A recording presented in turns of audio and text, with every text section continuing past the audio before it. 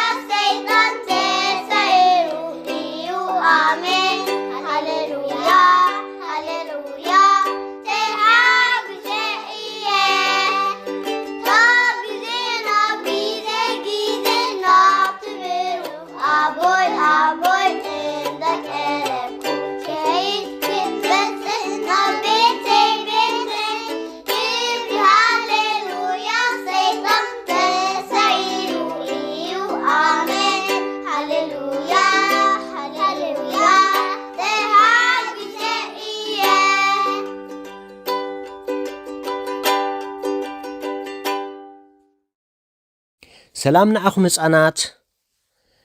ጎይታና ተንስአ ብዝብል አርእስቲ ብዛዕባ ትንሳኤ ጎይታናን መድሓኒናን ኢየሱስ ክርስቶስ ሓደ ዛንታ ክነግረኩም እየ ብዛዕባ ትንሳኤ ጎይታ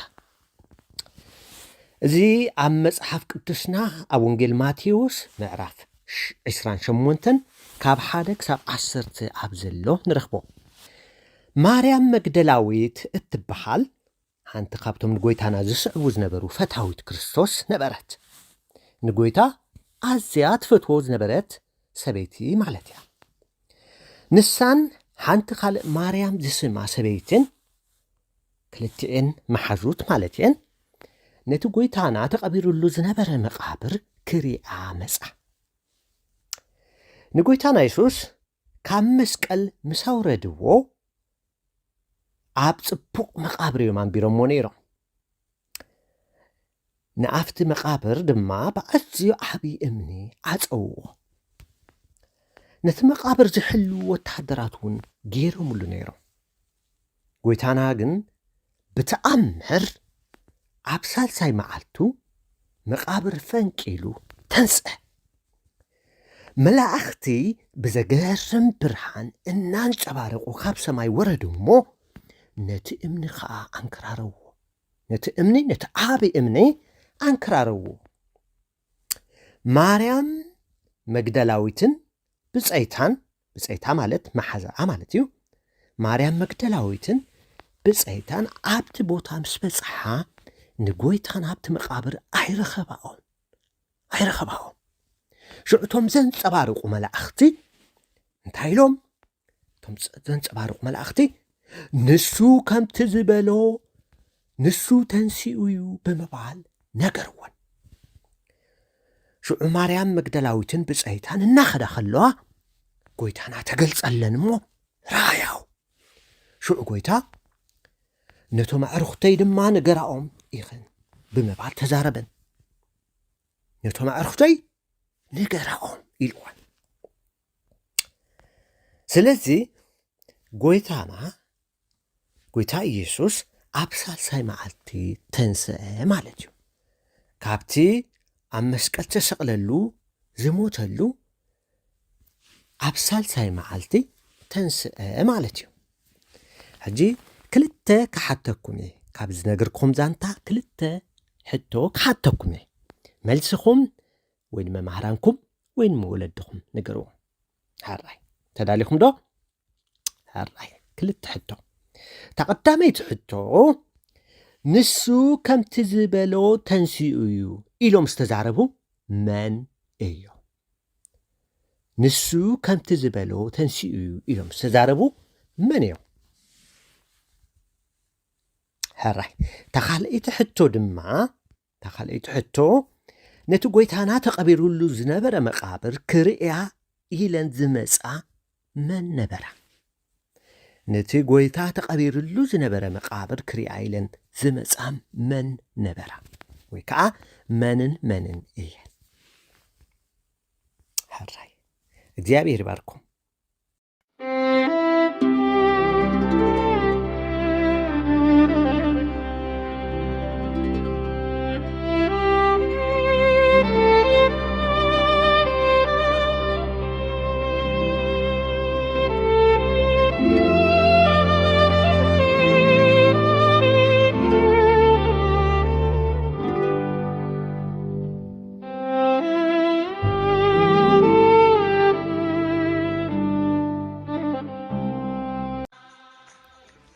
ትንሣኤ ኻዮ ትምክሕተይ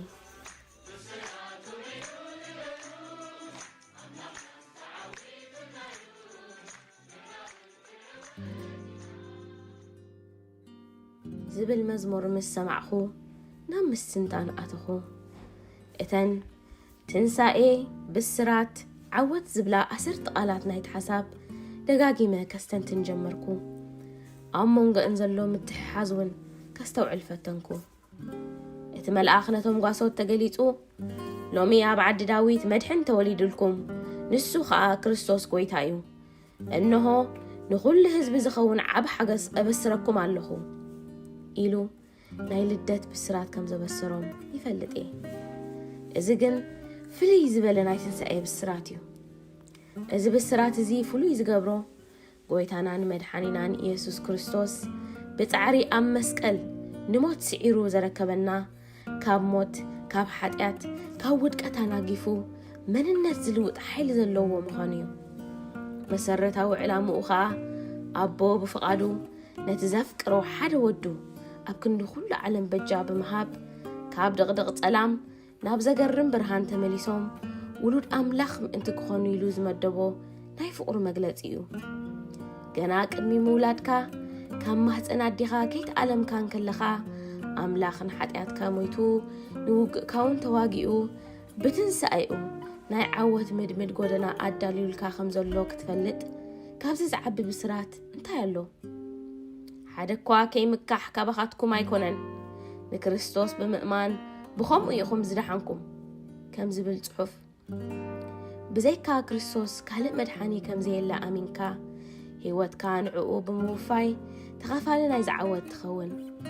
ኩልንትናኻ ንፍቓድ ኣምላኽ ከተኽብር ህይወትካ ብምድላው ብፍርሃት ከም ፍቓዱ ብምምልላስ ኣብ ጸጋ ኣምላኽ ብምውካል ከዓ ኣብቲ ናይ ድሕነት ጉዕዞ ትሳለ ጎይታ ኸኣ ነንመዓልቱ ጾርካ እናጾረ የሳግረካ ንጎይታይን መድሓኒየይን ኢየሱስ ክርስቶስ ብምእማነይ ዝረኸብክዎ ዓወትን ዘምለጥክዎ ናይ ሰይጣን ውዲትን እናዘከርኩ ንኣምላኽ የመስግኖ ተመስገን ጎይታይ ብናይ መስቀል ዕለትካ ህይወት ረኺበ እሞ ስምካ ብሩኽ ይኹን ደጊም ንዓኻዩ ምንባረይ ትንሳኤኻዩ ናይ ዓወት ትምክሕተይ ድሕሪ ሕጂ ነቶም ዘለዉ ነቲ ምእንትኦም ዝሞተን ዝተንስአን እምበር ንርእሶም ምእንቲ ኸይነብሩ ንሱ ኣብ ክንዲ ኩላቶም ሞተ ከም ዝብል ጽሑፍ ጎይታን ሓጢኣተይ ካብ ሞትካ ኣነ እውን ንጽድቅኻ ክነብር ኣኽእለኒ ስለይተዋረደ ኣብ ጎልጎልታ ሕይወተይ ንዑያ ኢየሱስ ጎይታ እቲ ዘፍቀረኒ ኣብ ቀራንዮ ኣነ እውን ኣፍቅሮ ይግዝኦ ስለዚ ምጥማተይ ናብኡዩ ስለዚ ምጥማተይ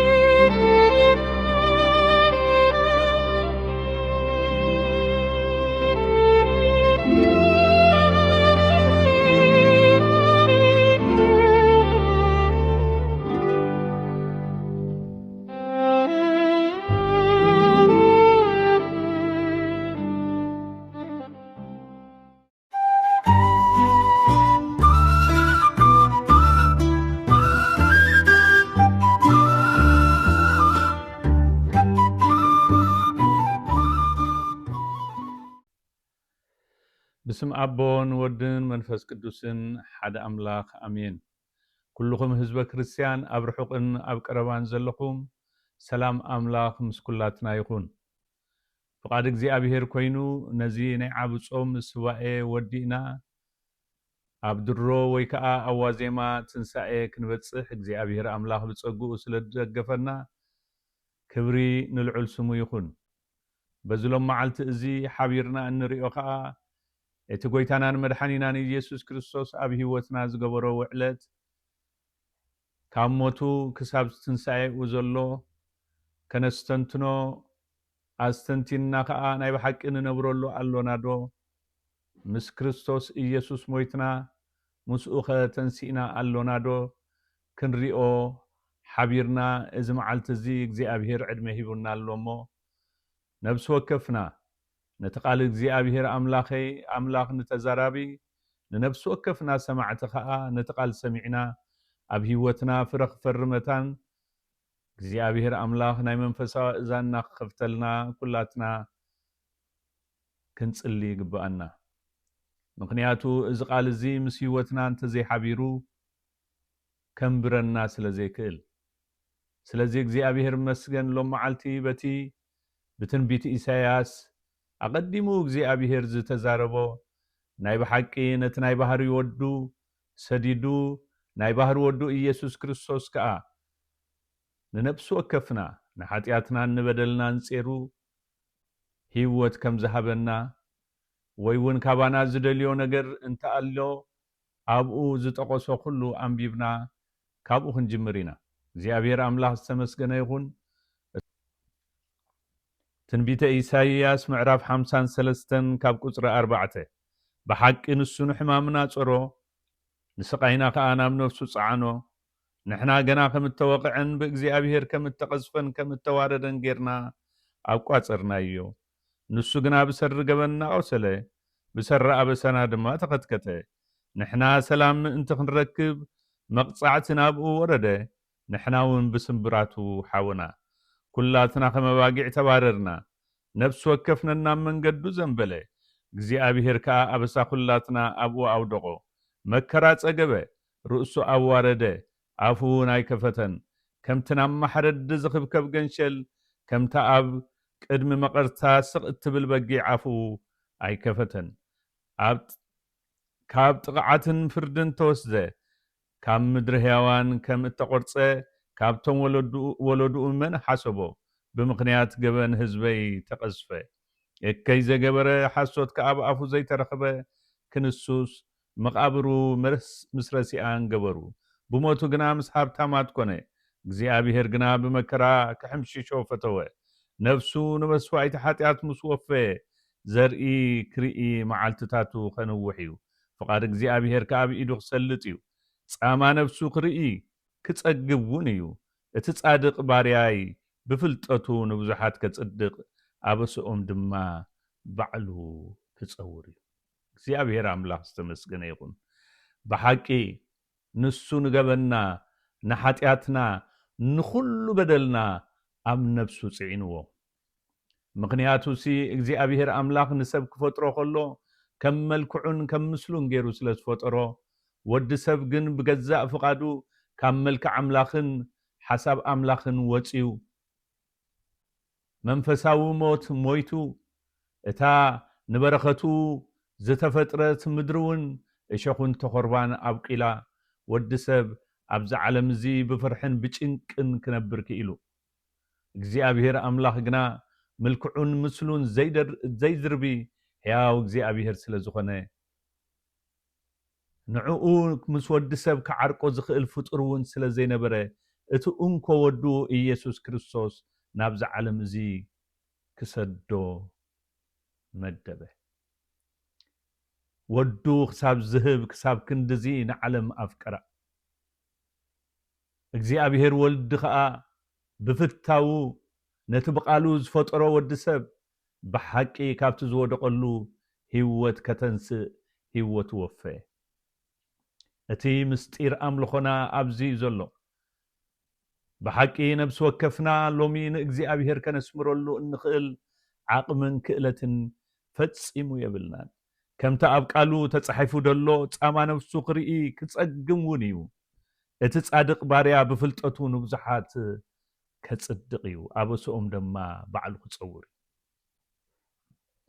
ብሓቂ ኣበሳና ዝጸሮ ንሱ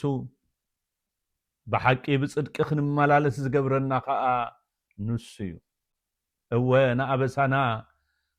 ንሓጢኣትና ሞይቱ ንጽድቅና ከዓ ተንስዩ ኣብዚ እዋን እዚ እምበኣር እዚ በዓለ ትንሣኤ ከነኽብሮ ከለና ስርዓትን ሕግን ኮይንና ዲና እንኽብሮ ወይሲ ናይ ብሓቂ በዚ ናይ ትንሣኤ መንፈስ ህይወትና ተሲኣ እቲ ዝተገብረልና ውዕለት እናስተንተና ናይ ብሓቂ በቲ ናይ ትንሣኤ ህይወት ንነብርዶ ኣለና የለናን ሎሚ ኣብ ህይወትና ከነስተንትን ይግባአና ብሩኻት ህዝበ ክርስቲያን ሎሚ ናይ ብሓቂ ኣብ ቅድሚ እግዚኣብሔር ክንመላለስ ከለና ሽም ጥራይ ሒዝና ዲና ዘሎና ወይስ ነቲ ካብ ሓጢኣት ሞይቱ ንጽድቂ ዝተንስአ ህይወት ሒዝና ኢና ንመላለስ ዘሎና እዚ ሎሚ ነብሲ ወከፍና ንህይወትና ክንፍትሻ ነቲ ቃል እግዚኣብሔር ከነንብቦ እቲ ኣብ ቅድሚ እግዚኣብሔር ክንቀርብ እንጽዕረሉ ህይወትና ብኸምኡ ነቲ ተዋሂብና ዘሎ ሰኣን ምፍላጥና እንሽገር እንድሕራሎና ቃል እግዚኣብሔር ነብሲ ወከፍና ሎሚ ይምህረና ኣሎ ሎሚ ብሓቂ ምስ ክርስቶስ ኢየሱስ እንተ ሞይትና ምስኡ ከዓ ክንትንስእ ኢና ነብሲ ወከፍና ብዛዕባ ጥምቀት ክንሓስብ ከለና ነብሲ ወከፍና ብጥምቀት ውልድነት ረኺብና ውሉድ እግዚኣብሔር ኢልና ካብ ኣፍና ከነውስእ ከለና ናይ ብሓቂ ከም ውሉድ ኮይንና ዶ ንመላለስ ኣሎና ጥምቀት ክንብል ከለና ንሓጢኣት ሞይትካ ንጽድቂ ምትንሳእ እዩ ከምቲ ክርስቶስ ኢየሱስ ኣብ መስቀል ቀራንዮ ተፈጸመ ምስ በለ ንሓጢኣትና ክቐብሮ ንሞትና ሞይቱ ንዓና ብሕያው መንፈስ ከተንሳኣና ብጽድቂ ክንመላለስ ንህይወትና ክልውጦ ዝገበሮ ሎሚ ከዓ ንሕና ሞቱ ክንመውት እሞ ብትንሣኤኡ ክንመላለስ ሎሚ ኣብ ህይወትና እግዚኣብሔር ኣምላኽ ዝደልዮ ነገር ኣለዎ ብሓቂ ሞትን ትንሣኤን ናይ ክርስቶስ ንዓና ንክርስቶስ ምምሳል ዶ ይኾነልና ኣሎ ወይስ ክርስትና ህይወትና ብጻዕሪ ብዝሐልል ነገራት ለውጥ ብዘይብሉ ህይወት ኣብ ቤተ ክርስቲያን ብዙሕ ግዜ ብምምልላስ ግናኸ ካብቲ ምዉት ግብርና ዘይወፃና እሞ ከዓ ንዕኡ ንምግባር ዘሸግረና እንድሕር ኮይኑ ሎሚ ቃል እግዚኣብሔር ካብ ጎይታናን መድሓኒናን ኢየሱስ ክርስቶስ ዝረኸብናዮ ናይ ምድሓን ጸጋ ተረዲእና ኢድና ናብኡ ክንህብ ቃል እግዚኣብሔር ይምህረና ኣሎ ነብሲ ወከፍና ከምቲ ንብዙሓት ህይወት ዘሐለለ ነቲ ናይ ብሓቂ ንጎይታ ንኢየሱስ ክርስቶስ ምስ ረኸብዎ ግና ክብሪ ንልዑል ስሙ ዝበሉ ከምቲ ሃዋርያ ጳውሎስ ዝበሎ ኣባይ ማለት ኣብ ስጋይ ካልእ ሕጊ ሓጢኣት ይርኢ ኣለኹ ኢሉ ግና ኸበቲ ብኢየሱስ ክርስቶስ ዝረኸቦ ምድሓን ግን ካብቲ ዝሕልሎ ናይ ስጋ ጭንቂ ወፂኡ ብዓወት ክመላለስ ኦ ሞት ኣቤሎ ብልሕኻ ክብል ድምፁ ከስምዕ ዝኸኣለ ሎሚ ነብሲ ወከፍና ድምፅና ከነስምዕ እንድሕር ኮይንና ነቲ ንሓጢኣትና ኣብ ነብሱ ጽዒኑ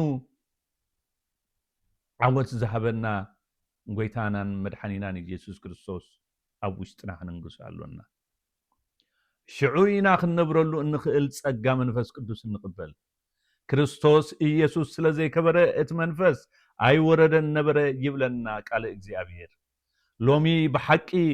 ብክርስቶስ ትንሣኤ ክንነብር እንድሕር ኮይንና መንፈስ ቅዱስ ንህይወትና ክገዝኦ ኣለዎ መንፈስ ቅዱስ ንህይወትና እንተዘይተገዚእዎ ብሓይልን ብክእለትን እወ ግብሪ ጽድቂ ክንገብር ኣይንኽእል ኢና ስለዚ ኢኻ ኢና ንሕለል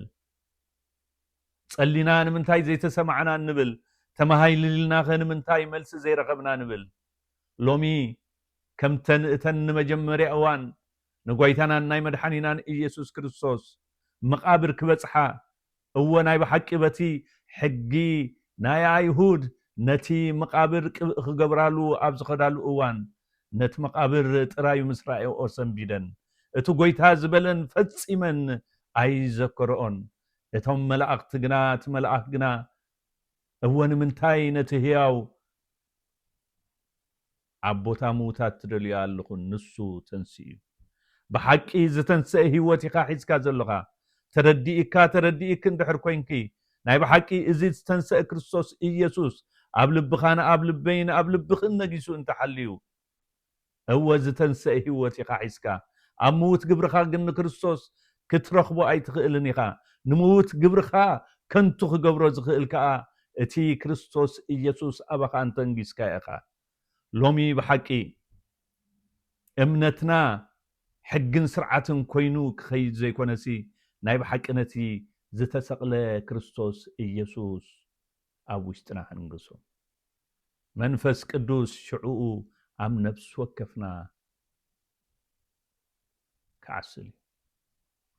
ንሃዋርያት እኮ እሱ ኣጋጢምዎም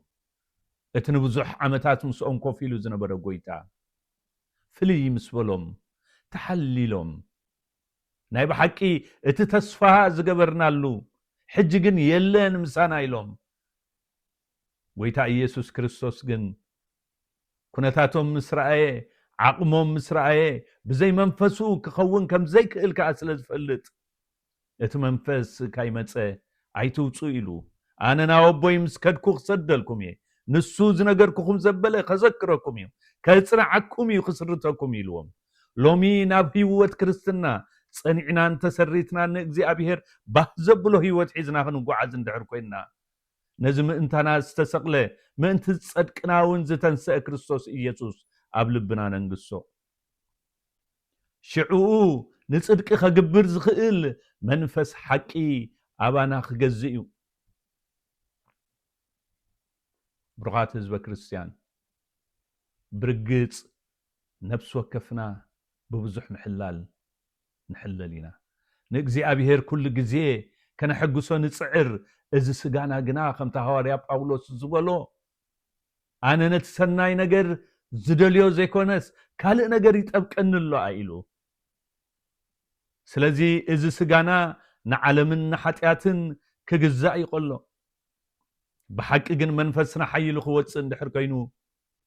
ነዚ ንጉስ ክብሪ ኢየሱስ ክርስቶስ ኣብ ልብና ነንግሶ ሽዑ መንፈስ ቅዱስ ናይ ብሓቂ ነቲ ዝተወለድናሉ ህይወት ክንነብር ክገብረና እዩ እንተ ዘይኮነ ዝተሐለለ ህይወት ሒዝና ንጓዓዝ ኢና ሎሚ ምስ ክርስቶስ መሟት ክኾነልና ሽዑ ኢና ምስ ክርስቶስ ንጽንስእ ሽዑ ኢና ንክርስቶስ እንመስል ጎይታናን መድኃኒናን ኢየሱስ ክርስቶስ ናይ ብሓቂ ኣብዚ ዓለም እዚ ዝተመላለሰ ንዓይን ንዓኻትኩምን ክመስል ዘገደዶ ንሕና ንዕኡ መታን ክንመስል ኢና ኣብዚ ካልእ ዝኾነ ምስጢር ናብዚ ምድሪ እዚ ዘምጽኦ ነገር የለን እቲ ባህሪኡ ብባህሪኡ ዝተፈጥረ ወዲ ኣዳም ስለ ዝጠፍአ እግዚአብሔር ነቲ ናይ ባህሩ ተኻፋሊ ክደልዩ መጽዩ ስለዚ ክርስቶስ ኢየሱስ ንዓና ዝመሰለ ንሕና መታን ንዕኡ ክንመስል እዩ ስለዚ ሎሚ ንዕኡ ምምሳል ክኾነልና ሎሚ ምስኡ ምትንሳእ ክኾነልና ነብሲ ወከፍና በዚ ሓሳብ እዚ ህይወትና ክቃነ እግዚአብሔር ይደልየና ንምንታይ ሐዋርያ ጴጥሮስ ኣብቲ ቀዳማይ መልእኽቱ ኣብ ምዕራፍ 3 ከምዚ ይብለና ክርስቶስ ድማ ናብ ኣምላኽ ምእንቲ ከቕርበና ኢሉ ንሱ እቲ ጻድቕ ስለቶም ዓመጽቲ ሓንሳእ ስለ ኃጢአት ሞተ ብስጋ ሞተ ብመንፈስ ግና ሕያው ኮነ ክርስቶስ ድማ ናብ ኣምላኽ ምእንቲ ከቕርበና ንሱ እቲ ጻድቕ ስለቶም ዓመጽቲ ሓንሳእ ስለ ኃጢአት ሞተ ብስጋ ሞተ ብመንፈስ ግና ሕያው ኮነ ይብለና ንሱ ጥራይ ከቕርበና ዝኽእል بعقمنا بحيلنا نابو خنقرب አይንኽእልን ኢና ስለዚ ናብኡ ምቅራብ ክኾነልና በትናይ ትንሳኤ መንፈስ ምንባር ክኾነልና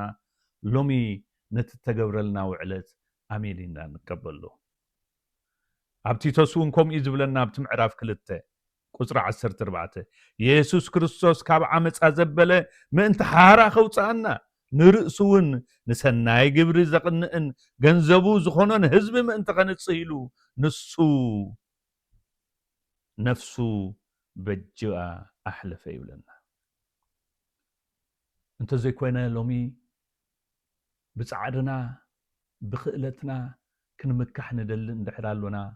ነቲ ናይ ክርስቶስ ኢየሱስ ስቕለቱን ሞቱን ትንሣኤኡን ኮንቱ ንገብሩ ኣሎና ስለዚ ከዓ ሐዋርያ ጳውሎስ ነቶም ብቃል እግዚአብሔር ምሂሩ ነቲ ዘድሓኖም ጎይታ ኣብ ልቦም ኣቐሚጡ ስቕለቱ ኣብ ቅድሚዕንቶም ከም ዝርእይዎ ገይሩ ዝኸደ ሰብ ገላትያ ብብዙሕ ነገር ተሓቢሎም ዘቢሎም ጸኒሖሞ ብግርምቲ ኢልዎም ክርስቶስ ኣብ ቅድሚዕንትኹም ሰቁል ዘይነበረ መን ይዓዚምኩም ስለዚ ካብ ነፍስ ወከፍ ኣብ ነፍስ ወከፍ ኣባይትና ዘሎ ዘዕዝም ነገር ኣርሒቕና ነቲ ተሰቕለ ክርስቶስ ኢየሱስ ጥራይ ኣብ ቅድሚዕንትና ክንሰቕሎ ይግባአና ሽዑና ብመንገዲ ጽድቅ ንመላለስ ሽዑና ንዕኡ ንምምሳል ንዓቢ ስለዚ ሎሚ ነፍስ ወከፍና ክንርድኦ ዘለና ጎይታናን መድሓኒናን ኢየሱስ ክርስቶስ ናብ ኣምላኽ ከቅርበና ነቲ ባህሪኡ ክመልስ ኢሉ ይመጽ ከምኡ ዝብለና ብዕብራውያን ንመላእኽቲ ኣየልዓሎምን ኢሉ መላእኽቲ እኮ ቅድሜና ወዲቆም እዮም ካብ ክብሪ ግናኸ ብምስሉ ዝፈጠሮን ሓደ ወዲ ሰብ ጥራዩ ስለዚ ንምስሉ ኸልዕል እግዚኣብሔር ኣምላኽ መጽዩ ሎሚ ንሕና ክንገብረሉ ዘይኮነስ ክንከውነሉ እዩ እግዚኣብሔር ኣምላኽ ንወዱ ንኢየሱስ ክርስቶስ ወፊዎ ሎሚ ኮይናሉ ዘሎና ብዙሕ ግዜ ክንኮነሉ ስለ ዘሸግረና በቲ ንሱ ዝገበሮ ጌርና ከንዕሽዎ ንእግዚአብሔር ንጽዕር እግዚአብሔር ግን ዝዕሽዎ ኣምላኽ ኣይኮነን ንሱ ካብ መስዋዕትሲ ፍልጠት ኣምላኽ ይፈቱ ዝበለ ኣምላኽ እዩ ምሕረት ፈቱ መስዋዕት ኣይኮነን ኢሉ ስለዚ ሎሚ ብመስዋዕትና ብኣገልግሎትና ንእግዚአብሔር ከንሕጉሶ ንጽዕር ካብቲ ንሕጉሶ ግና ነጉህዮ ይበዝሕ ንምንታይሲ ንሱ ናይ ብሓቂ በቲ ተቀደሰ ህይወት ክግልገል ይዝደሊ ሎሚ ክቅድሰና ዝኽእል ከዓ በይኑ ንሱ እትቃል ከምኡ ኢልና ባዕሉ ጎይታናን መድሓኒናን ኢየሱስ ክርስቶስ ኣብቲ ወንጌል ዮሐንስ ምዕራፍ 15 እቲ ጎንዲ ወይና ኣነ ጨንፈር ከዓ ንስኻትኩም ይኹን ኢሉ በጀካይ ሓንቲ እኳ ክትገብሩ ይትኽእሉ እሞ እቲ ኣባይ ዝጸንዕ ኣነውን ኣብኡ ንሱ እዩ ብዙሕ ፍረ እንታይ ዝገብር ዘፍሪ ንዑ ዝኾነ ፍረ ከነፍር እንድሕር ኮይና ናብኡ ክንጠብቕ ኣሎና ሎሚ ንጎይታናን መድሓኒናን ኢየሱስ ክርስቶስ ከም ኩሉ ኣብ ቤተ ክርስቲያን ዝጽዋዕ ጌርና ዶ ንቆጽሮ ኣሎና ሎሚ ንሲ ኣምላኽ ኣማልኽቲ እዩ ንነፍሲ ወከፍና ዝፈጠረ ኩሉ ክሓልፍ ዘይሓልፍ ንኩሉ ኣሕሊፉ ከዓ ንዘላለም ዝነብር ስለዚ ነፍሲ ወከፍና ሎሚ ኣብቲ ዘለዓለማዊ ክብሪ ክንነብር እንድሕር ኮይና ሎሚ ካብ ምውት ግብርና ክንትንስእ ኣሎና ካብዚ ካብ ምውት ግብርና ዘተንስአና ከዓ በይኑ ንሱ እዩ ኣብኡ ምጥባቕ ይኹነልና እዚ እንተኮይኑ ጥራይ እዩ ህይወትና ትዕደግ ኣብቲ ምዕራፍ 8 ዮሐንስ እውን ከምኡ ኢልና ኣብቲ ወንጌል ኣብቲ ቁጽሪ 12 ሽዑ ኢየሱስ ኣነ ብርሃን ዓለም እየ እቲ ዝስዕበኒ ብርሃን ህይወት ክረክብ እምበር ብጸልማት ኣይክኸይድን እዩ ኢሉ ከም ብሓድሽ ተዛረቦም ይብለና ስለዚ ንዕኡ ምስዓብ ይኹነልና ካብ ምሕላል ህይወት ወፂና ናብ በረኸት ክንኣቱመታ ሎሚ ዘሰልቹ ህይወት ክንመላለስ ዘይኮነስ ናይ ብሓቂ ኩሉ ግዜ ምቁር ህይወት ክንመላለስ ናይ ብሓቂ ሓድሽ ህይወት ክንነብር ሎሚ ኣብ ቤተ ክርስቲያን እናተመላለስና ህይወትና ለውጥ ኣለዋ ዶ የለዋ ብኡ ንምዘኖ እሞ ነዚ ነገር እዚ ከነስተብል ኣብ ገላትያ ዘሎ ምዕራፍ 2 ከምዚ ይብለና ኣብቲ 19 ኣነስ ንኣምላኽ بهوت ما انت خنبر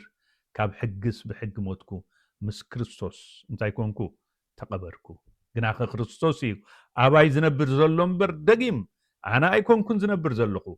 اذا حجي بسغا زنبرو زلخو دما بامنت بتزفقرني ما انتاي ون نفسو زحلف اللي ود املاخ يزنبر زلخو يلو እግዚአብሔር መስገን ስለዚህ مسؤ منبر كخونلنا እቶም ቀዳሞት ቅዱሳን አቦታትና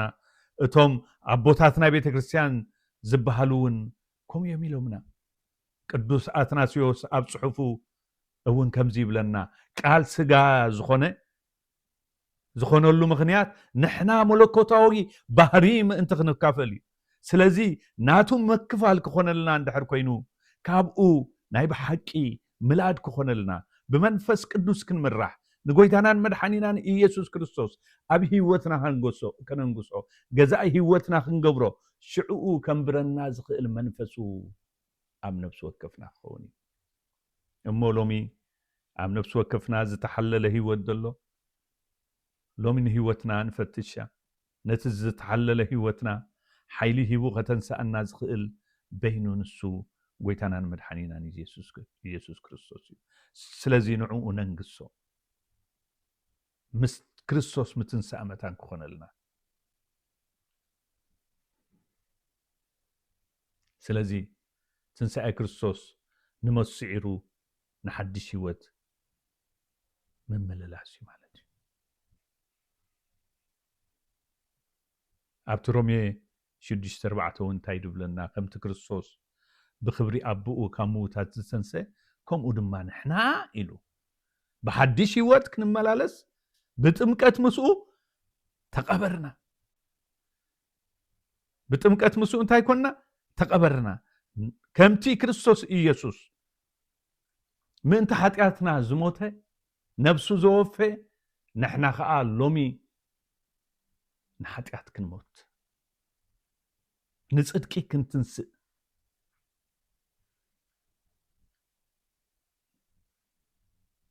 سلازي لومي بأرسي إلونا كم تكريستوس بخبري أبوه كموت هستنسيكم وكأن نحنا بحدش هيوت ما انت نمالالس نام موت بتمكت مسؤ تقبرنا موتنا موتو مسيلو حبراتو انتقي الناس كم وكأ بتنسايو انتاي كان حابرو إينا سلازي لومي نتنساي كريستوس إيسوس نتنسى خبر منقصة سمايات أبزو خلنا إنا نجمرو اللومي بتدي نايتنسى خبر نمالا لستلونا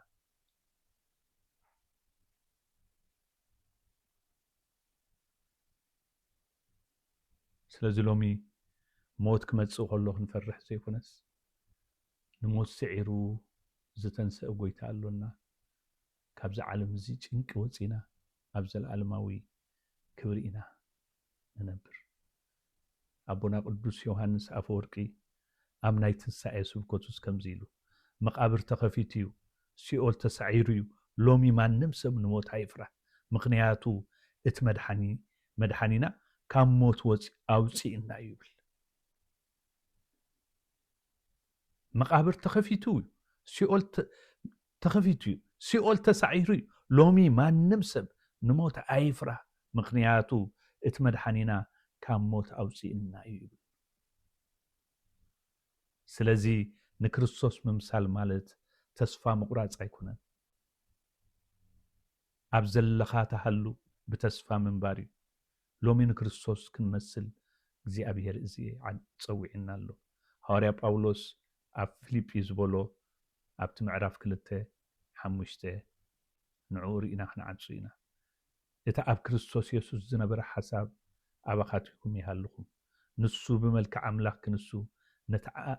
معر أملاك مقانو كم من زعير أيهم ملك باريا وسيدو رؤسو أحسره سوون مسألة بنبروتو خمسة بكوين ترقبه رؤسو قسام موت أتحته كسع موت أم مسكلو كوا دا أتعززه إتا أب كريستوس يسوس زنبر حساب أبخاتكم يهلكم مولومي حساب كريستوس حيزنا خنقو عزن دحر كوينا لومي كابز قال زي كنولد ኣብዚ ቃል እዚ ክንነብር ሽዑ መንፈስ ቅዱስ ሓይሊ መውስዒርና ንጽድቂ ከም ንነብር ክገብረና እዩ። እግዚኣብሔር እሙን ኣምላኽ እዩ። ኣብ ቃሉ ዝነብር ዘይጣዓስ ኣምላኽ እዩ። ስለዚ ንወዱ ንኢየሱስ ክርስቶስ ናብዚ ዓለም ዝለኣኾ ከዓ ነቲ ዝጠፍአ መንነትና ክመልስ እዩ። ስለዚ ነብሲ ወከፍና ኣብዚ መለኮታዊ ባህሪ እዚ ክንነብር እንድሕር ኮይና ካብኡ ብሓቂ ብመንፈስ ክንውለድ ይግባአና እዩ። ኩሉ ክብሪ ነቲ ኣብ መስቀል ቀራንዮ ንበደልናን ኣበሳናን ክጸውር ዝወዓለ እሞ ከዓ ምእንቲ ጽድቅና ዝተንስአ ኢየሱስ ክርስቶስ ከምኡ እውን ነዚ ህይወት እዚ ክንመልስ እወ ብሓቂ ወዱ ክሳብ ዝህብ ክሳብ ክንዲ እዚ ዘፍቀረና እግዚኣብሔር ወልድ ከምኡ እውን ናብዚ ሓቂ እዚ ክንነብር ብሓይሉ ዘጽንዓና መንፈስ ቅዱስ ክብሪ ይኹን። ኣሜን።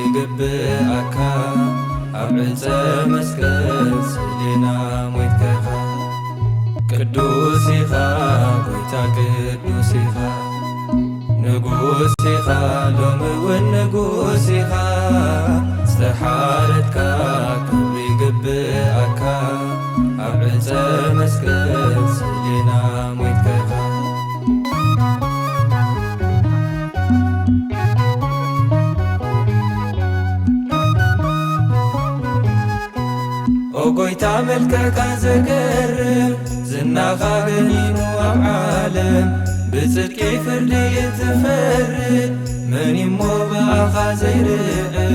ንኹሉ እትገዝእ ጎይታ ንዓኻ ውዳሴ እልልታ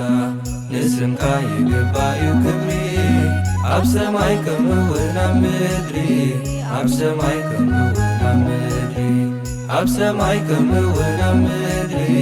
ኣብ ሰማይ ከምኡውን ኣብ ምድሪ ቅዱስ ኢኻ ጎይታ ቅዱስ ኢኻ ንጉስ ኢኻ ሎሚ እውን ንጉስ ኢኻ ዝተሓረድካ ክብሪ ይግብኣካ ኣብ ዕፀ መስቀል ስእሊና ሞትከኻ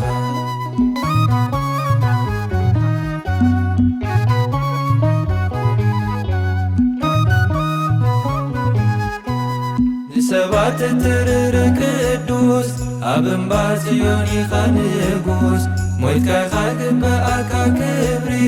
ትመጽሓፍ ፈቲሕካ ብሓይሊ ንገንሸል ይኹን ሓድሽ ቅኔ ምድሓኑ ርእዮ ብዓይነይ ቅድሜኻ ኣሕዛብ ሰገዱ ይለምዑ ንዓኻ ዘፍክሩ ይለምዑ ንዓኻ ዘፍክሩ ይለምዑ ንዓኻ ዘፍክሩ ይለምዑ ንዓኻ ዘፍክሩ ቅዱስ ኢኻ ጎይታ ቅዱስ ኢኻ ንጉስ ኢኻ ሎሚ እውን ንጉስ ኢኻ ዝተሓረድካ ክብሪ ይግብኣካ ኣብ ዕፀ መስቀል ስእሊና ሞትከኻ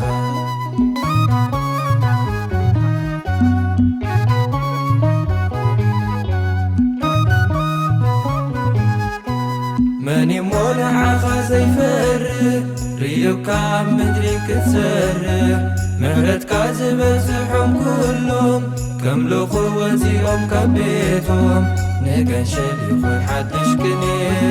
ምድሓኑ ርእዮ ብዓይነይ ቅድሜኻ ኣሕዛብ ሰገዱ ይለምዑ ንዓኻ ዘፍክሩ ይለምዑ ንዓኻ ዘፍክሩ ይለምዑ ንዓኻ ዘፍክሩ ይለምዑ ንዓኻ ዘፍክሩ ቅዱስ ኢኻ ጎይታ ቅዱስ ኢኻ ንጉስ ኢኻ ሎሚ እውን ንጉስ ኢኻ ዝተሓረድካ ክብሪ ይግብአካ ኣብ ዕፀ መስቀል ስእሊና ሞትከኻ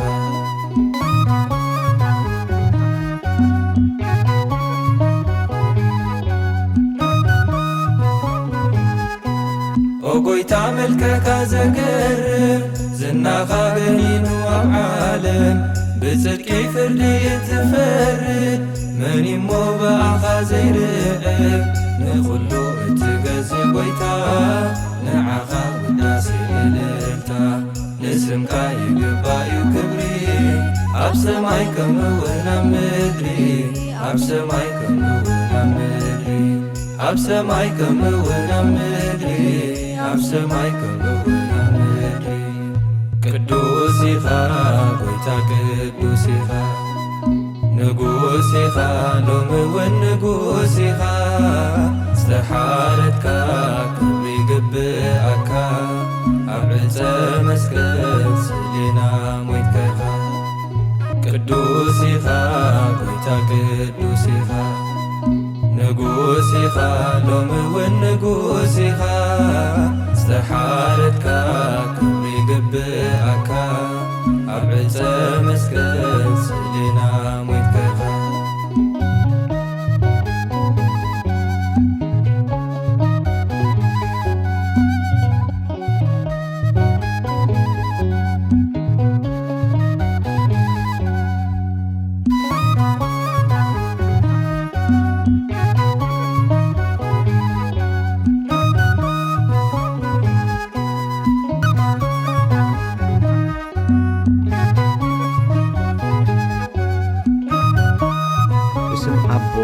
ወልድን መንፈስ ቅዱስን ሓደ ኣምላኽ ኣሜን።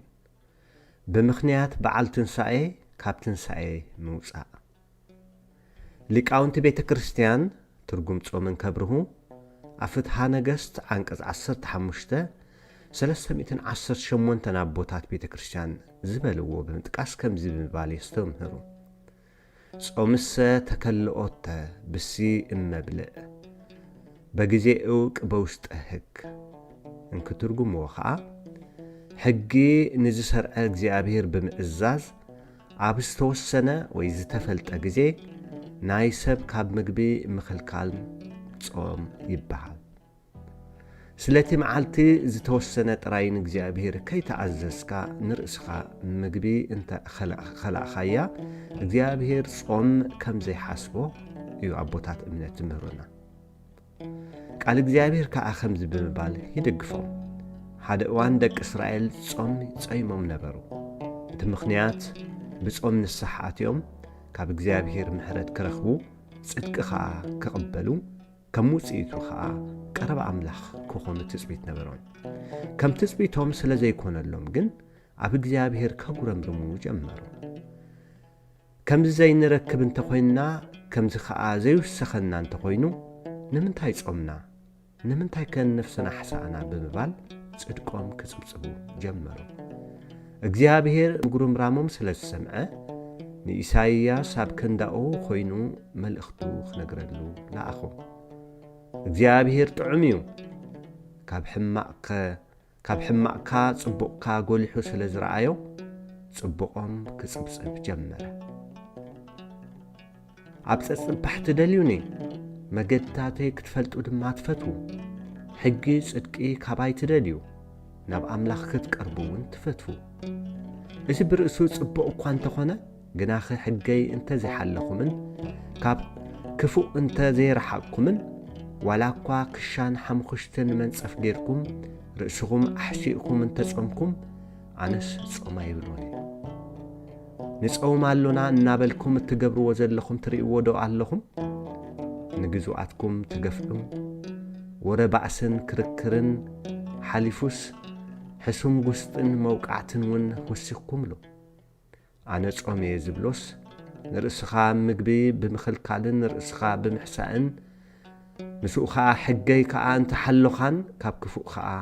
ርእስኻ እንታረሓቅካን እዩ ምስ እትጾሙ ምዕልቲ ኣነ ካባኹም ዝጽበዮ እዚ እዩ ንማእሰር እከይ ክትፈትሑ ንማእሰር ኣርዑት ከተዝልዑ ንጥቑዓት ሓራ ክተውፅኡ ኣርዑት ዘበለ ኩሉ ውን ክትሰብሩ እንጌራኹም ንጥሙይ ክትመቕሉ ነቶም እተሰዱ ድኻታት ናብ ቤቶም ክተእትዉ ዕሩቕ እንተረኣኻ ክትከድኖ ካብ ስጋኻ ውን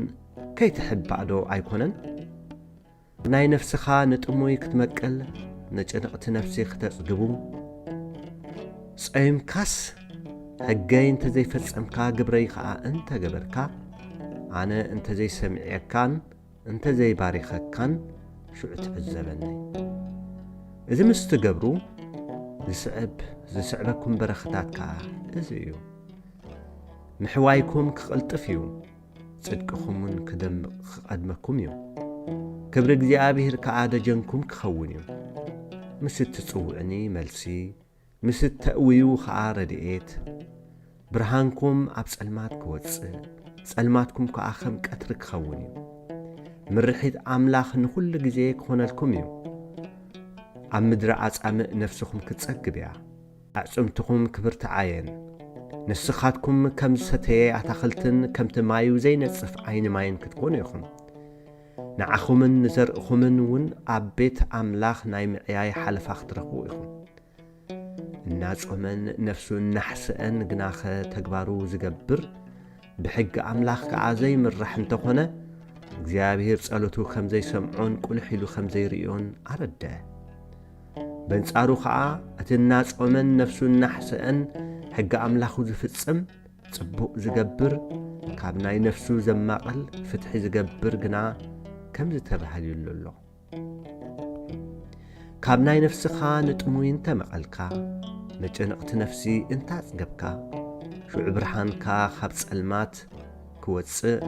ጸልማትካ ውን ከም ቀትሪ ክኸውን እዩ እግዚአብሔር ንኹሉ ጊዜ ክመርሓካ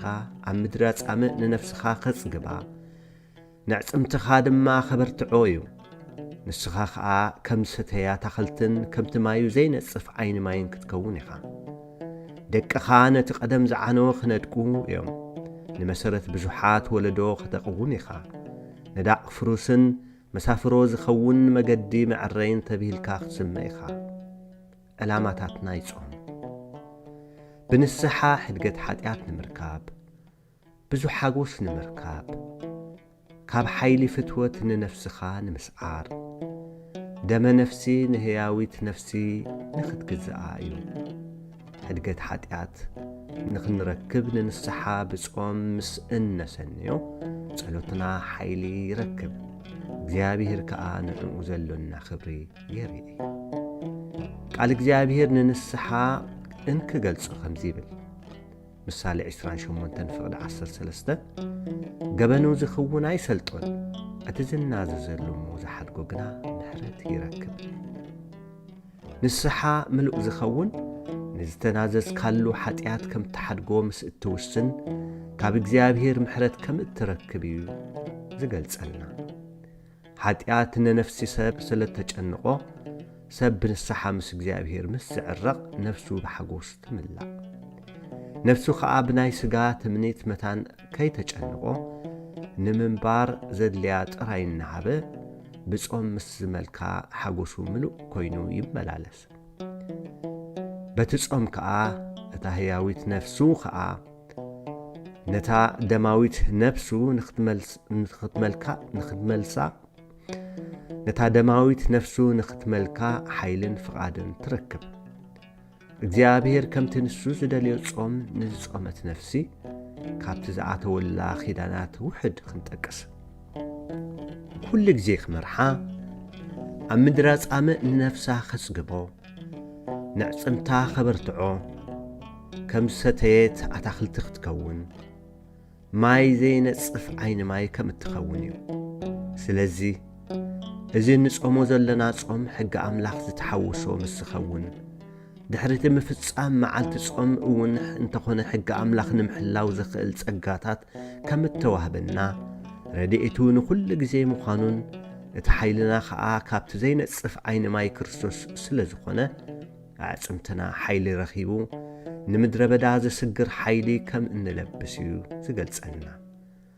ሓደ እዋን ሰብኣይ ካብ ስርሑ ናብ ቤቱ ክሳዕ ዝበጽሕ ኣብ መገዱ ዘለዋ ቤት መስተ ሓንቲ እናበለ ኣብ መወዳእታ ሰኺሩ እናኣተወ ዝተሸገረት ሰበይቲ ንስድራኣ ጸዊዓ ከፈላልይዋ ሓተተቶም።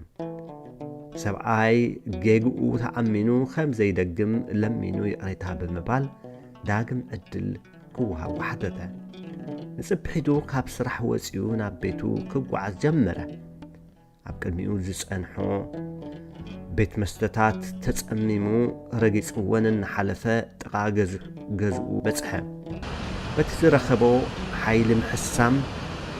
ብጣዕሚ ተሓጒሱ ነፍሰይ ብምባል ንነፍሱ ክዛረባ ጀመረ። ነዚ ኩሉ ቤት መስተታት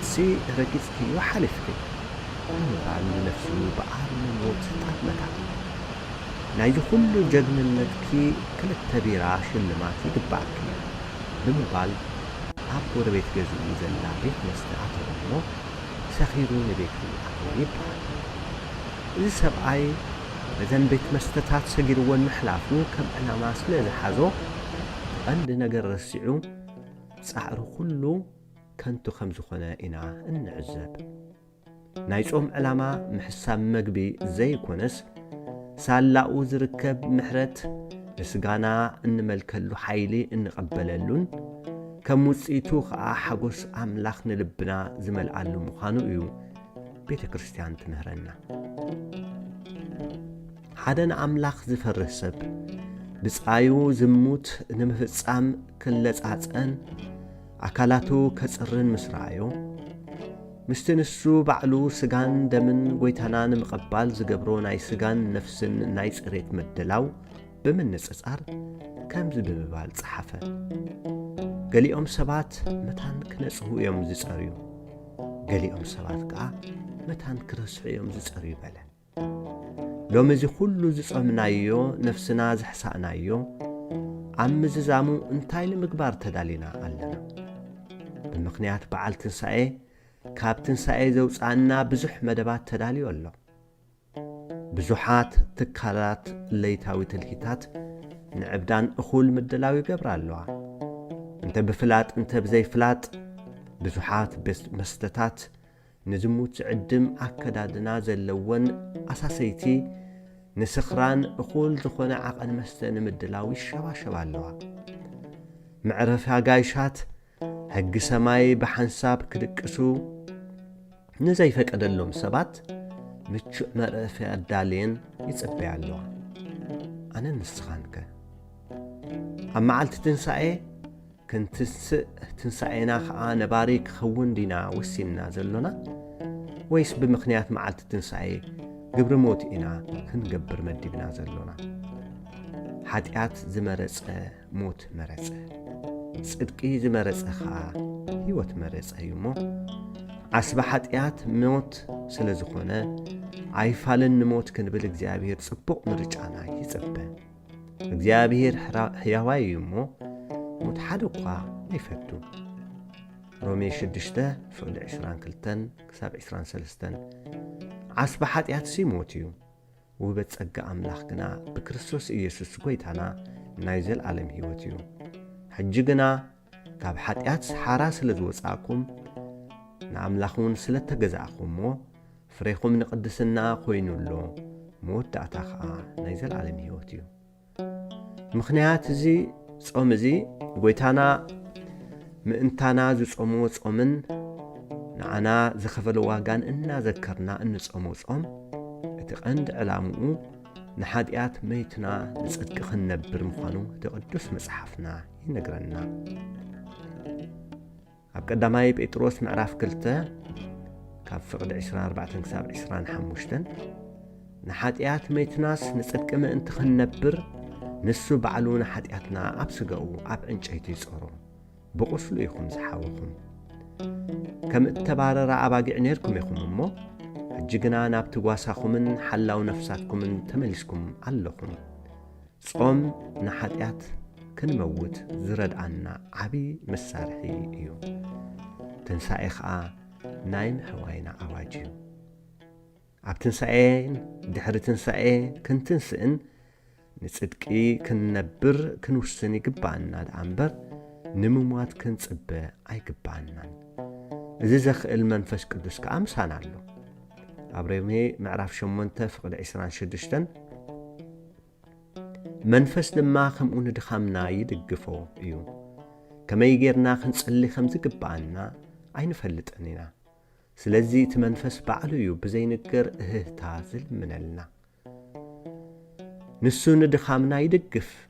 كميلنا خمن نصلي سلزي نفلتون فعدنا انتهي بنايو يلمنلنا دليتن قبرن كا عبانا يقبريو نسو خابانا زصبيو جن دليتن وسانينيو اسكا وشتنا نفتش وشتنا جن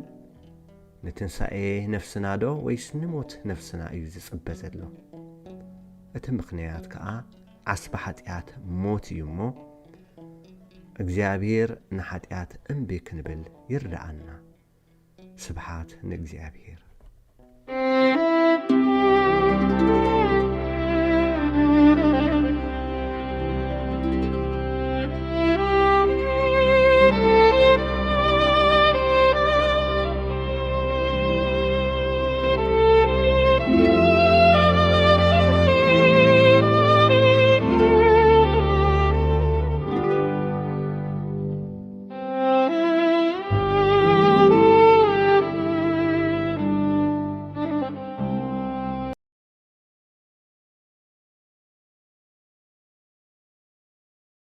تنسائي كاموت قبرينا بتنسائي مس كريستوس نكرستنا كابزخون يكون كالأمنت زفليو بزعبا تنسائي بزلو فولي أمنتي تنسائي ناي كريستوس ناي كريستيانات زي ما أكل كريستنا ترقم يقلو سلازخ أيو هوريا باولوس أبزا هيوات زياد راي بكريستوس تسفى أنت قبرناس كاب كل سب ندنق اسمهن نيرناز بلا كأدامي ملأهت باولوس نفسه بكرونتوس معرف 15 فقد 10 شعبه ክርስቶስን ክርስቲያናትን ዝድንገጸሎም ዘይኮነስ ብድንጋጽ ዝተመልኡ ለዋሃት ዝገብሮም እዚ ሓቂ እዚ ኣብኣቶም ስለ ዘለዎ ጥራይ እዩ ጎይታ መስቀሉ ጸይሩ ክስቀል ክኸይድ ከሎ ኣንስቲ ኢየሩሳሌም ብድንጋጽ ኣልቂሰናሉ ጎይታ ግን ነዚ ድንጋጽ እዚ ኣይተቐበሎን ግልጽ ኢሉ ንርእስኽንን ንደቅኽንን ብኸያን ደንግጸን ኢልዎን ክርስቶስ ጽቡቕ መፈጸምታን ትንሣኤን ዘለዎ ዝድንግጽ ጎይታ ደኣ እምበር ዝድንገጸሉ ኣይኮነን حواري باولوس نسب تسالونكي دري زحاقي كون كم زي فتولون غليصو غناخ احواتي كمتم تسفا زيبلون كالوت من تخيت حزنو بزعباتهم دقيسون زلو بزي فلطت كتكونو ايفتوني مالت يسوس كم زموتن كم زتنسن امين نانت خوينا كمون املاحنتو مس يسوس زدقسو مسو كنصومي إلو صحيفلو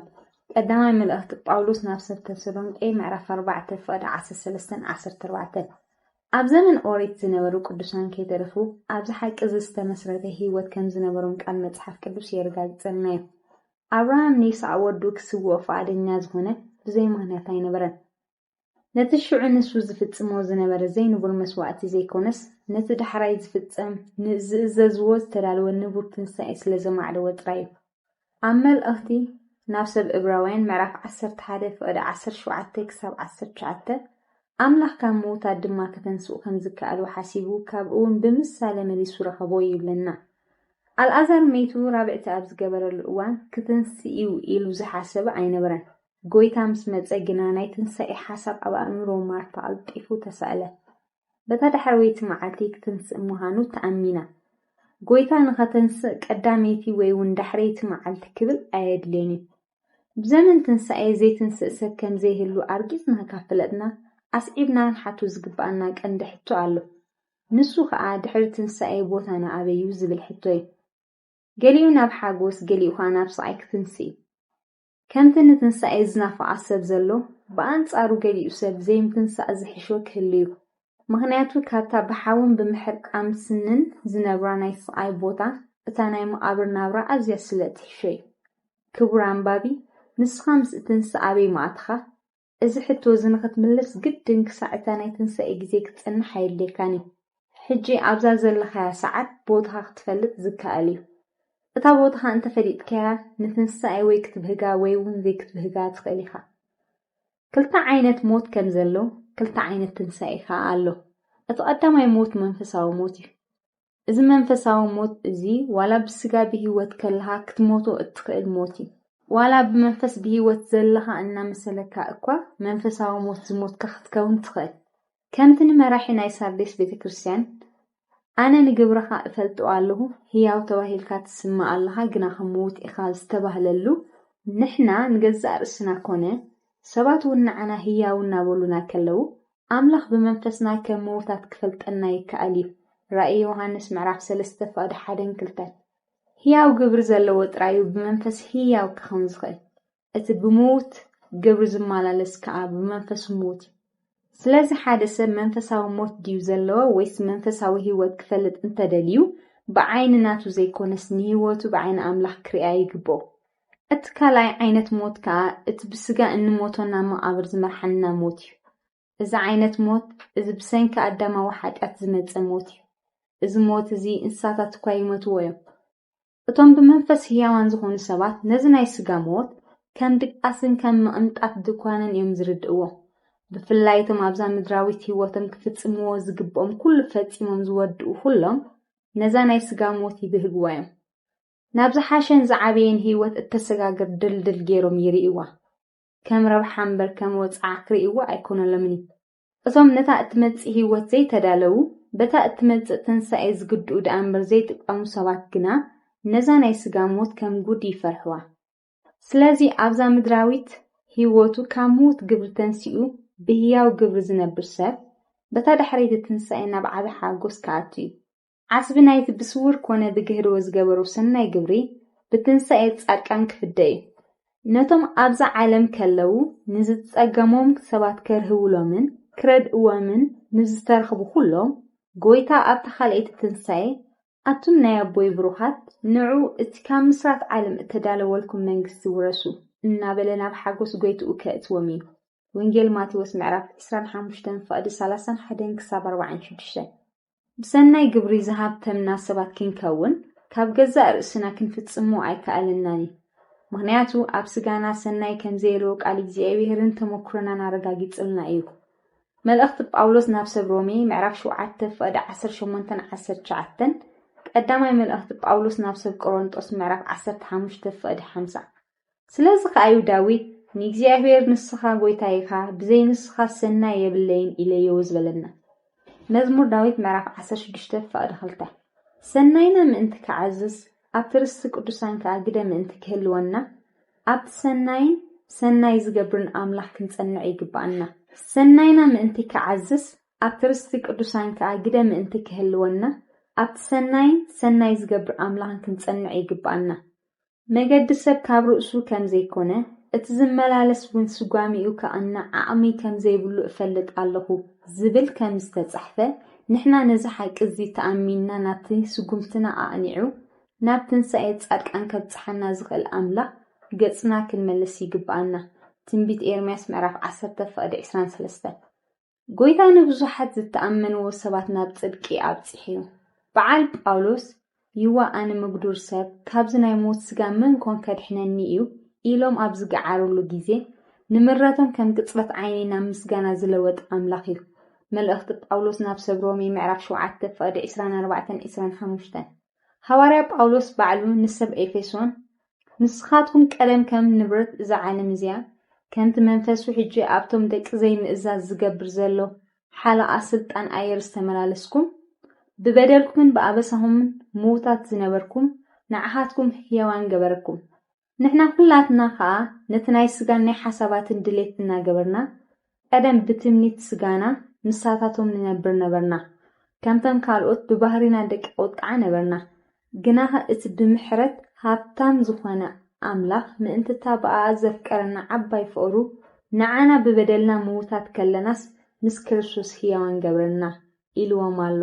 መልእኽቲ ጳውሎስ ናብ ሰብ ኤፌሶን ምዕራፍ 2:1-5 ክቡር ክርስቲያን ከምኡ ድማ ንስኻ ካብ ሓጢኣት ከም ዝሞትካ ብክርስቶስ ኢየሱስ ግና ንኣምላኽ ህያው ከም ዝኾንካ ርእስኻ ቁፀር። ንትምኒቱ ከይትእዘዝ ኣብ ዝምዋት ስጋኻ ሓጢኣት ኣይንገስ። ከም መይቱ ዝተንስአ ርእስኻ ንኣምላኽ ወፊ እምበር ንኣካላትካ ኣፅዋር ዓመፃን ሓጢኣት ኣይትግበሮ። ንኣካልካስ ኣፅዋር ጽድቂ ንኣምላኽ ደኣ ትግበሮ።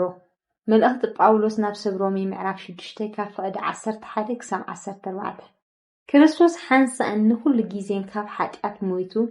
ህይወቱ ግን ንኣምላኽ እዩ ዝነብር። ከምኡ ድማ ሞትካ ንሞቱ መሲሉ ሕቡር ናቱ እንተኮይንካስ ከምኡ ከዓ ብትንሳኤኡ ክትሓብሮ ኢኻ። መልእኽቲ ጳውሎስ ናብ ሰብ ሮሜ ምዕራፍ 6 ፍቕዲ 5-10 ክርስቶስ ከዓ ንሓጢኣት ሞይትካስ ንጽድቂ ምእንቲ ክትነብር ኢሉ ከም ዝሞተልካ ክትዝክር ይግባእካ። ቀዳማይ መልእኽቲ ጴጥሮስ ምዕራፍ 2 ፍቕዲ 24 ጎይታ ከዓ ነቲ ብኡ ዝኣምን ዘበለ ናይ ዘለዓለም ህይወት ክህብን በታ ድሕረይቲ መዓልቲ ከተንስኦን ፍቓድን ፍቓድ ኣቦኡ ምዃኑ ገሊጹልና እዩ። ወንጌል ዮሃንስ ምዕራፍ 6 ፍቕዲ 39-40 እቲ ሕያዋይ ኣቦ ነቲ ጥፉእ ወዱ ናብኡ ገጹ ክምለስ ምስ ረኣዮ ወደይ መይቱ ነይሩ ተንስኡ ጠፊኢ ነይሩ ከዓ ተረኺቡ ኢልዎ። ካብቲ ኣቦና እንተጠፊእና ሞይትና ከም ዘለና ናብኡ ብምምላስ ጥራይ ክንትንስእ ከም እንኽን ክንፈልጥ ንኽእል። ብዘመን ነቢ ሕዝቅኤል ህዝቢ እስራኤል ዓፃፅምትና ነቐፀ ተስፋና ተቐብፀ ንሕና ጠፊኢና ኢና ኣኺሉና እዩ ኢሎም ነበሩ። እዚ ቅብፀት እዚ ካብቲ ምጥፋእ ዝኸፍአ እዩ። ስለዚ ከዓ ንሕዝቅኤል ራእይ ኣርኢዩ ንተስፋ እስራኤል ክመልስ ተራዩ። እቲ ነቒፁን ፋሒሉን ዝነበረ ኣዕፅምቲ ምእንቲ ህይወት ረኺቡ ክትንስእ በቲ ነቢ ገይሩ ተዛሪብዎ።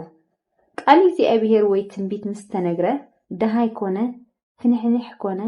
ዓፅሚ ናብ ዓፅሙ ተቐራረበ ኩሉ ዘድሊ ተገይሩሉ ድማ ተንስአ። ትንቢት ሕዝቅኤል ምዕራፍ 37 ካብ ፍቕዲ 1 ክሳብ 14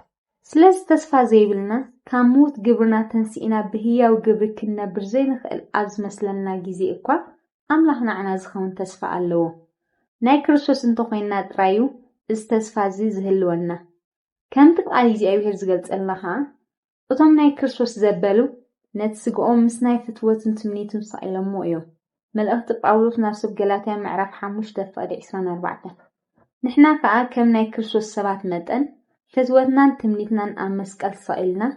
እቲ ክርስቶስ ንኽንረኽቦ ዝተተምነየልና ትምኒት ጥራይ ይሃልወና። ከምቲ ጎይታ ኣብቲ ኣነ ዘለኽዎ ንሳቶም እውን ኣብኡ ክህልው እደሊ ኣለኹ ዝበሎ ንሕና እውን ነዚ ናይ ጎይታ ባህጊ ጥራይ ክንብህግ ይግባአና። ምእንቲ እዚ ከዓ ነቲ ኣብ ምድሪ ዘሎ ኣካላትና ክንቀትል ነቲ ኣረጊት ሰብ ምስ ግብሩ ቀንጢጥና ነቲ ብመልክዕ ኣምላኽ እተፈጥረ ሓድሽ ሰብ ክንለብስ ይግባአና። መልእኽቲ ጳውሎስ ናብ ሰብ ቆሎሴ ምዕራፍ 3 ፍቕዲ 5-9-10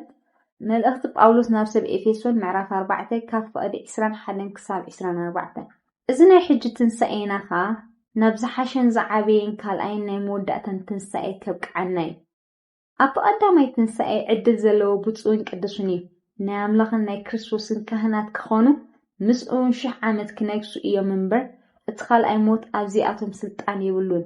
ኣሜን። ራእይ ዮሃንስ ምዕራፍ 20 ፍቕዲ 6 ክቡር ኣንባቢ እግዚኣብሔር ካብ መጀመርታ ጀሚሩ ኣዳም ኣበይ ኣለኻ እናበለ ይፅዋዕ ኣሎ። እዚ ፃውዒት እዚ ንስኻ ውሉድ ምእንቲ ክትከውን እዩ። ነዚ ፃውዒት እዚ ዝባንካ ሂብካ እንተዘይተቐበልካዮ ሓንቲ መዓልቲ ንስኻ ፀዊዕካ ዘይትስማዓሉ ግዜ ክመፅእ እዩ እሞ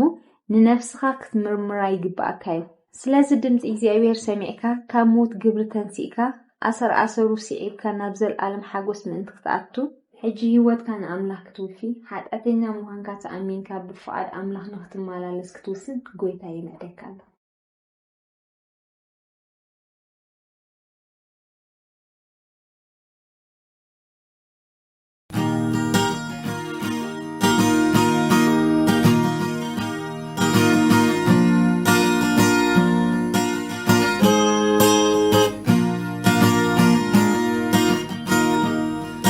ኃይልنا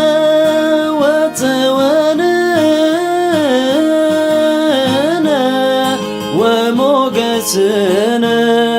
ኃይልنا وتولنا وموجسنا سنتو وأتو መስቀል ዝንቱ ውእቱ መስቀል ዝንቱ ውእቱ መስቀል ዝንቱ ውእቱ መስቀል ኃይልና ጽግዕና መጎስና ኃይልና ጽግዕና መጎስና እዚ መስቀል እዝዩ እዚ መስቀል እዝዩ እዚ መስቀል እዝዩ እዚ መስቀል እዝዩ መስቀል ኃይልና መስቀል ጽንዓትና መስቀል በጃና ሕይወትና መስቀል ኃይልና መስቀል ጽንዓትና መስቀል በጃና ሕይወትና ንንአምን ናትነት ንዝያምኑ ባርነት መስቀል ንንአምን ናትነት ንዝያምኑ ባርነት መስቀል ንንአምን ናትነት ንዝያምኑ ባርነት መስቀል ንንአምን ናትነት ንዝያምኑ ባርነት መስቀል ይቤሎሙ ኢየሱስ ለአይሁድ ይቤሎሙ ኢየሱስ ለአይሁድ እመኑ ብየ ወእመኑ በአቡየ እመኑ ብየ ወእመኑ በአቡየ እመኑ ብየ ወእመኑ በአቡየ እመኑ ብየ ወእመኑ በአቡየ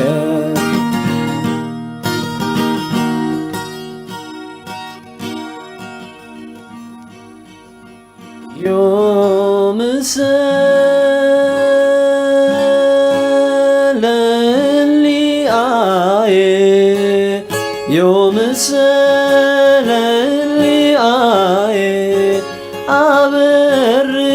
በመስቀልየ አበር በመስቀልየ አበር በመስቀልየ አበር በመስቀልየ ዮምሰለሊአየ ዮምሰለሊአየ አበር በመስቀልየ አበር በመስቀልየ አበር በመስቀልየ አበር በመስቀልየ መድኃኒት ዕፀ ሕይወት መድኃኒት ዕፀ ሕይወት ዝንቱ ውእቱ መስቀል ዝንቱ ውእቱ መስቀል ዝንቱ ውእቱ መስቀል ዝንቱ ውእቱ መስቀል መድኃኒት ዕፀ ሕይወት መድኃኒት ዕፀ ሕይወት ዝንቱ ውእቱ መስቀል ዝንቱ ውእቱ መስቀል ዝንቱ ውእቱ መስቀል ዝንቱ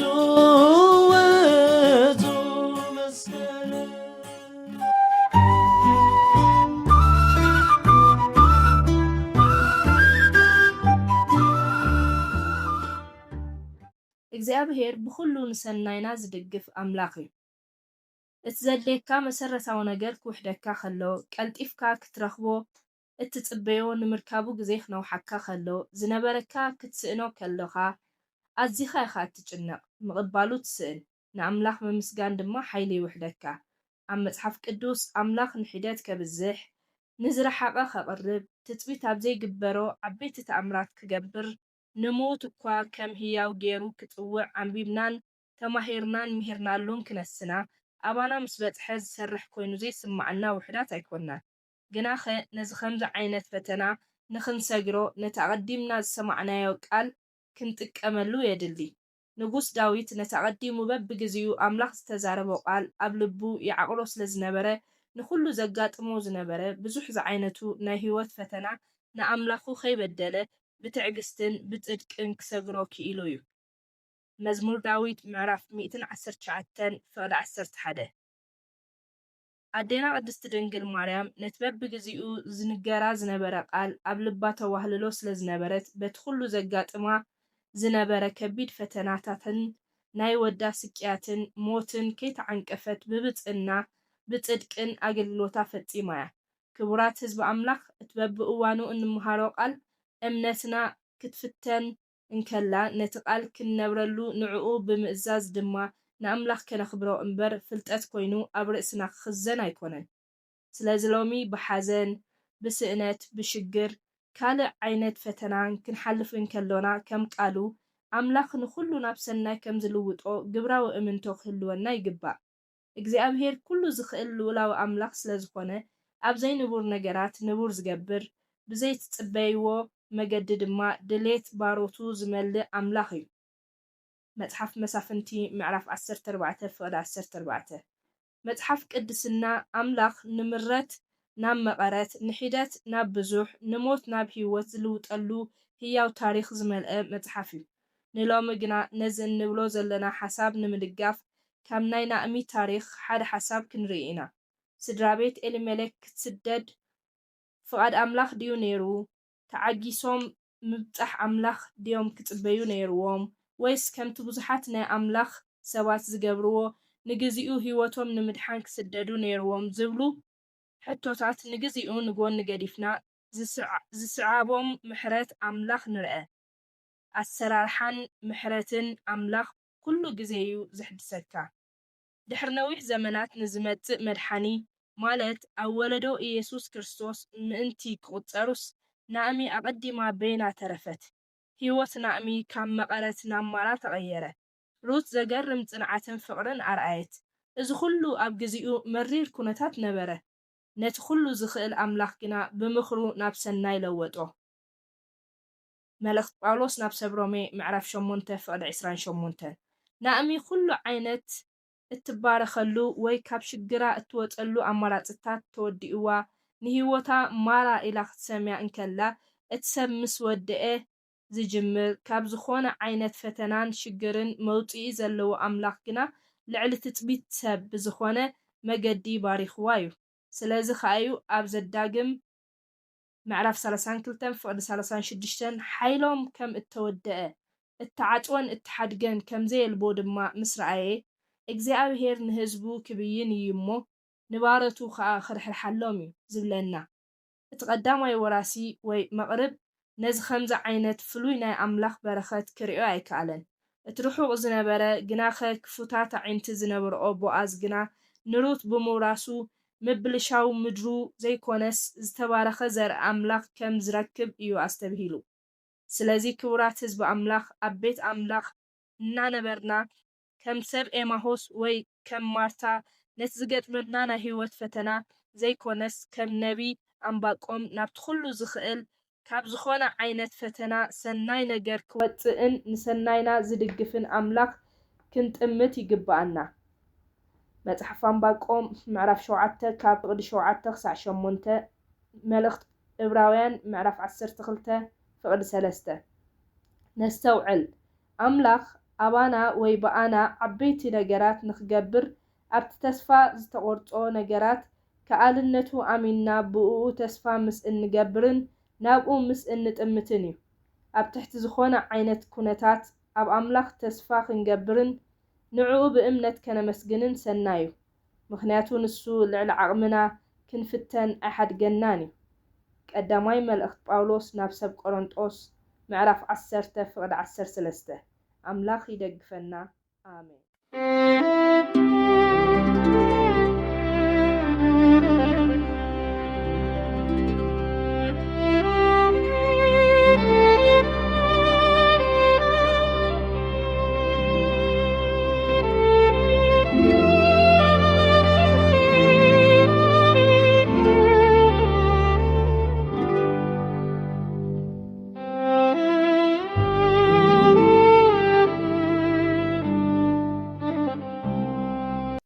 ስለዚ ፀንሐና ግዜ እግዚአብሔር ዝተመስገነ ይኹን። በዚ ፀንሐ መደብ ተባሪኽኩም ተሃኒፅኩም ከምኡውን ተገልግልኩም ክትኮኑ እምንትኾና እዩ። ኣብ ናይ ፅባሕ ሰንበት መደብና ብተመሳሳሊ ትሕዝቶ ክሳብ ንራኸብ እግዚአብሔር ምስ ኩልና ይኹን።